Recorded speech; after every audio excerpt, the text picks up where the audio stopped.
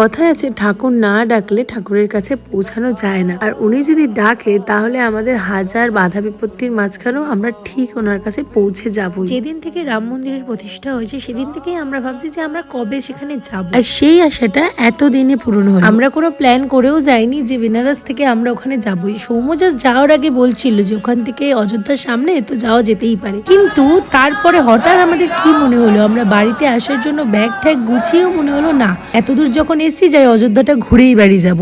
আর এটা হলো অযোধ্যার হনুমান মন্দির। আগে এখানে পুজো দিতে হয়, তারপরে রাম মন্দির দর্শন করতে হয়। ফাইনালি মনের আশা পূর্ণ। আর আমি এখন দাঁড়িয়ে আছি রাম মন্দিরের ভেতরে। চারিদিক এতটা সাজানো গুছানো আর এত পরিষ্কার, মনে হচ্ছে আমি একটা কোনো স্বপ্নের জগতে দাঁড়িয়ে আছি। ফোন তো অ্যালাউ ছিল না, তাই ভিডিও করতে পারিনি, বাট আমার চোখ মন দুটোই শান্তি। পুরোটা তো এখনো তৈরি হয়নি, তৈরি হয়ে গেলে আবার একবার আসবো।